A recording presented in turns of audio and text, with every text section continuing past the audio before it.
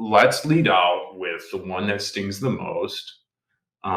Kenny Golladay gets the bag that he deserves with a 4-year, $72 million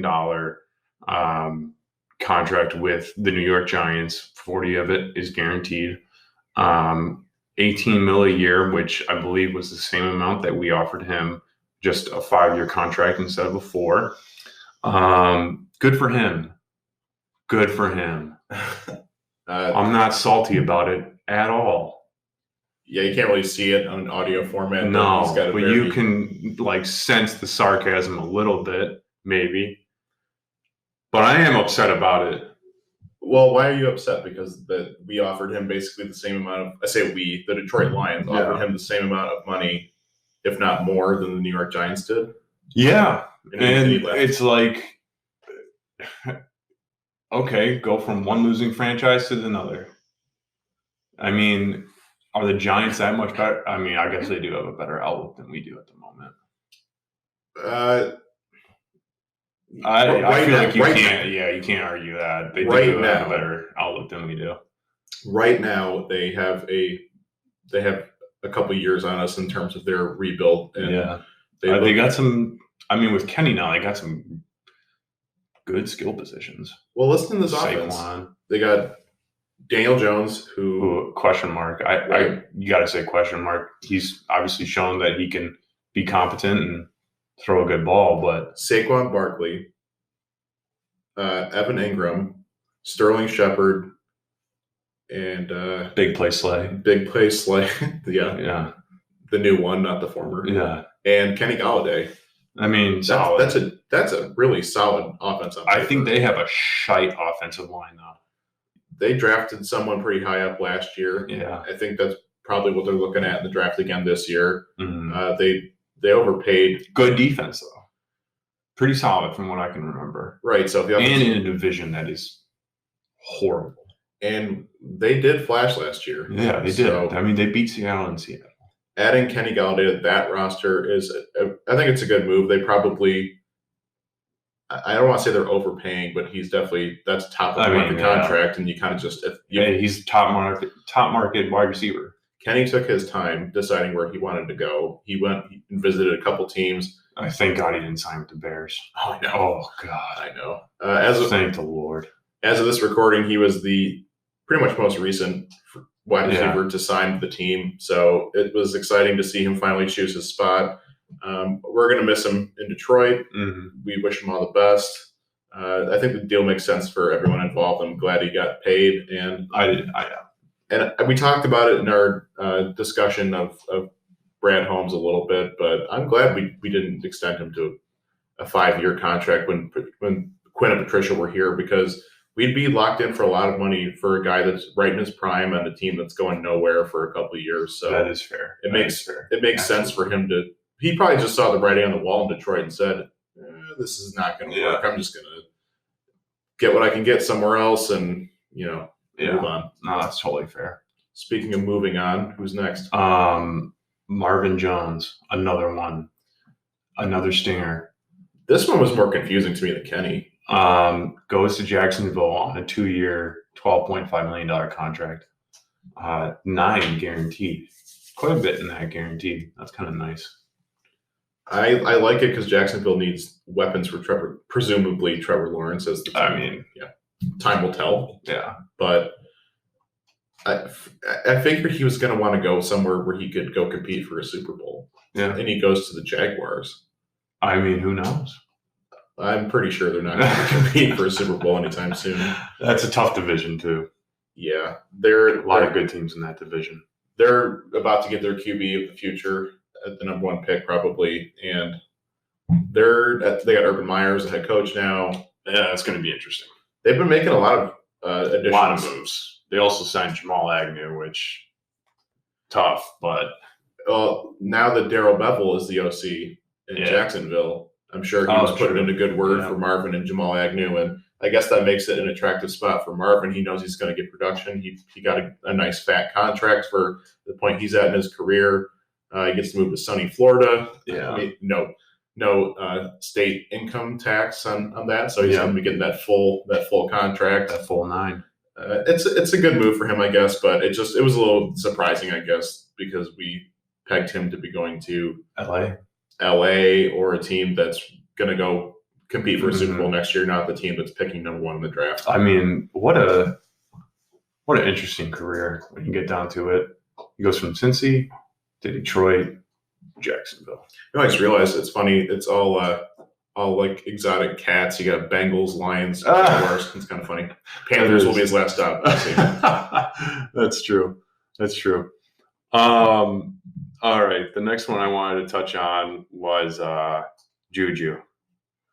Interesting decision. He just elects to stay in Pittsburgh for 1 more year, $8 million contract, when he was offered a 1 year, I think, $13 million contract with the Baltimore Ravens, and a 1 year, it might have been $9 or $11 million contract with the Chiefs.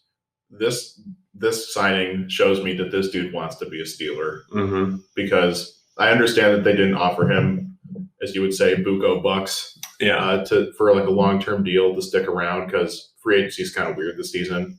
A lot of guys are signing 1 year deals, and not for a lot of money. But the fact that their arch rival, the Baltimore Ravens, offered him more money in the same amount of time, and he just said, no. I mean, he really could have stuck it to him. Totally, and the Ravens totally could use his services. Yeah. They missed out on a lot of good receivers in this free agency crop. So nobody wants to go catch balls from Noodle Arm Jackson. No. So I from that perspective, if I was a Pittsburgh Steelers fan, I'd kind of be, pumping my fist in the air saying, yeah, he's going to be a Steeler for many years to come, hopefully. When I was going through Twitter and looking for Kenny Golladay news, I was seeing a lot of Ravens fans, kind of piping up and saying, come play here. And a lot of times I also got the same, I would start to see threads where Ravens fans and Steelers fans were going back and forth. That's hilarious. And Steeler fans were, I almost want to say hoping that JuJu left and they don't want him anymore. Really? Which, yeah, I mean, it's such a small sample size. So, I mean, take that with a grain of salt. My theory, though, is the Chiefs and the Ravens put in the fine print, no TikToks and no dancing on opponent's 50-yard line on their logo. And he saw the fine print and he was like, I can't do it. Yeah, and Pittsburgh just infamously lets people be psychos on their team, so they can just do whatever you want. Yeah, man. Exactly. As long as you're good, do what you want. Apparently, the Jets are making a big push for JuJu as well. They're looking to build some semblance of a receiving core, and whether it's for Sam Darnold or if it's for Zach Wilson or whoever they end up drafting potentially. But They did make some signings. JuJu says no and sticks in Pittsburgh, so we'll see if it leads to a long-term career in Pittsburgh or if it's just one more shot at the Big Ben Super Bowl run and we're just done after this year, and who knows. All right, last wide receiver I want to touch on. One that I was quite a bit off on when it came to the fake contract, AJ Green, who received a 1 year, $6 million deal with the Arizona Cardinals. I pegged him for a 2 year, $34 million contract. But we'll just, leave it at that. What'd you think of the signing? I was kind of negative on him during our show last week, just talking about how I wouldn't, especially to your proposed deal, I would not sign him just a tiny bit off. So I don't know. It more importantly kind of shows that the Fitzgerald era in Arizona is seemingly coming to an end, because he doesn't really have a spot in this roster when they add AJ Green, and they've got a couple young guys. They got Hopkins, so I don't know where Larry fits into the equation, but I don't like it, to be honest with you. The Cardinals have made a couple of head scratcher, older veteran signings right now with this seemingly young nucleus of players, and a team. They really do. They don't have a middle ground when it comes to age. No, it's either young or old. I guess I'd be curious to see how much of this money is like guaranteed or whatever, and how the contract. It's fully guaranteed. It's 1 million, or sorry, 1 year, $6 million contract, fully guaranteed. That's whatever to me. I don't Yeah. know. I don't expect much from it. It's again just a head scratcher. So I mean, who knows? I mean, Hopkins is going to get double teamed basically every game next season, I have to imagine. AJ Green does not have the same like sex appeal as a name brand anymore that he used to back in a couple of years ago. So I mean, like this one makes sense to me from AJ Green's standpoint, where he's going to go to a team where he's clearly not defined as wide receiver 1. He's going to play wide receiver 2. I don't even think we'll be that. Are you kidding me? I think so. I mean, who else they got? They got like Andy Isabella, Christian Kirk. Those guys fit their system so much better than like AJ Green. I think hobbling AJ around Green in one is leg. going to pop off. I think he's going to have a good year. He's going to probably just fill the Larry Fitzgerald role. Probably. And since Cliff Kingsbury's gotten there, seems like that role's been diminishing. So that's true.